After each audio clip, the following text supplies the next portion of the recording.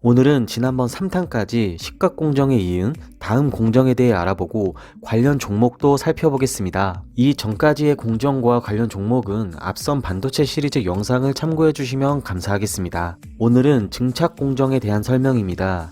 증착공정에서는 굉장히 얇은 방막을 웨이퍼 위에 여러 개 쌓게 되는데 이 얇은 막을 쌓는 과정을 증착이라고 합니다. 방막을 쌓는 이유는 방막의 성질에 따라 전기가 흐르기도 하고 반대로 절연되기도 하면서 회로를 분리하기도 연결하기도 하는 역할을 하기 때문입니다.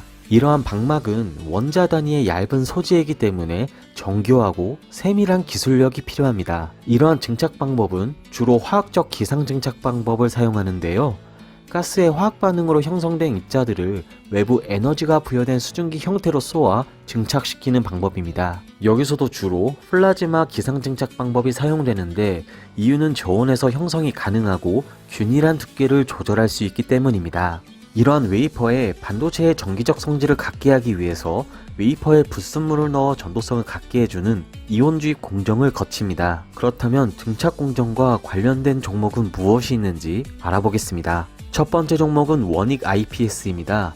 원익 IPS는 16년 4월 원익 홀딩스의 반도체, 디스플레이, 솔라셀 장비 사업 부문을 인적 분할하여 설립된 회사입니다. 또한 19년 2월 원익 테라 세미콘 합병으로 국내 대형 장비 기업으로 탈바꿈하였습니다. 특징 중 하나는 원익 IPS의 2대 주주가 삼성전자와 삼성 디스플레이입니다. 원익 IPS는 앞서 설명드렸던 화학 기상 증착 장비를 주로 공급하고 있는데요.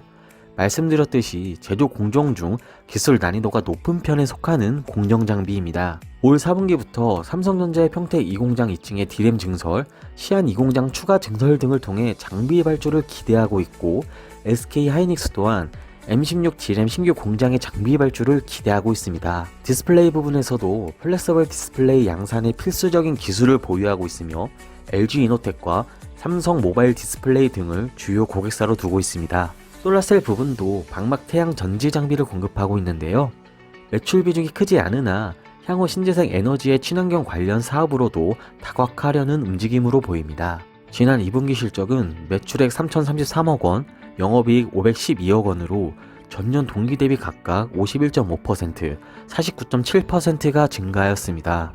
이번 3분기 실적 컨센서스는 매출액 3,910억 원, 영업이익 1,000억 원으로 매출은 전년 동기 대비 231%가 증가하고 영업이익은 흑자 전환을 기대하고 있습니다. 이유는 코로나로 지연되었던 중국 디스플레이 업체들의 설비 투자 재개 때문으로 보고 있습니다. 향후 삼성전자의 공장 증설과 파운드리의 대대적인 투자로 인해 매출 수요 증가에 기대를 해볼 수 있고 디스플레이 쪽도 설비 투자가 이루어지며 이익 증가가 기대된다고 보고 있습니다. 실적 흐름만 보셔도 매출액이 지속 상승하고 있고 영업이익은 감소하였으나 올해 영업이익과 EPS가 다시 최근 4개년도 중 최고를 달성할 것으로 보고 있습니다.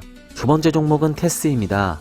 테스는 반도체 전공정 장비의 제조를 주된 사업으로 하고 있으며 앞서 설명드린 원익 IPS와 같이 화학 기상 증착 장비를 제조하고 있습니다. 증착 장비뿐만 아니라 식각, etch, 방막 형성 관련 전공정 장비도 제조하고 있으며 반도체 장비 관련 매출이 전체 매출의 90% 이상 차지하고 있습니다.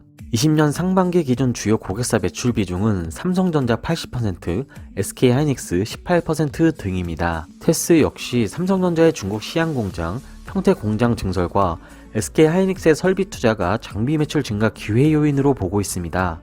테스의 2분기 실적은 매출액 769억, 영업이익 137억 원으로 전년 동기 대비 각각 49%, 234% 증가한 것으로 시장 컨센서스에 부합하는 실적을 달성하였습니다. 그리고 이미 상반기 합산 영업이익이 247억 원으로 지난해 전체 영업이익 117억은 이미 넘어선 상황입니다. 한화투자증권에 따르면 하반기 합산 실적 컨센서스는 매출액 845억 원, 영업이익 55억 원으로 부진할 것으로 보고 있는데요. 올 하반기 3D 낸드 적층수 투자 등이 주를 이루어 테스의 수익성에는 둔화될 것이나 21년부터는 다시 이익이 증가할 것으로 보고 있습니다. 테스의 실적 흐름을 보시면 17년, 18년 매출액 정점에서 19년도 주춤하다가 다시 회복세를 그리고 있는데요. 17년도에 반도체 전방 사업 빅사이클로 실적이 좋았다가 하락하였지만 내년부터 다시 반도체 산업에 투자가 기대되어 향후 실적을 기대해 보도록 하겠습니다. 오늘은 반도체 전공정 중 증착 공정에 대한 설명과 관련 종목에 대해 살펴보았습니다. 우리나라 반도체 소부장 기업들은 삼성전자와 SK 하이닉스 같이 전망 산업에 따라 주가의 흐름에 큰 영향이 있으니 참고하시고 투자하시길 바랍니다. 시청해주셔서 감사합니다.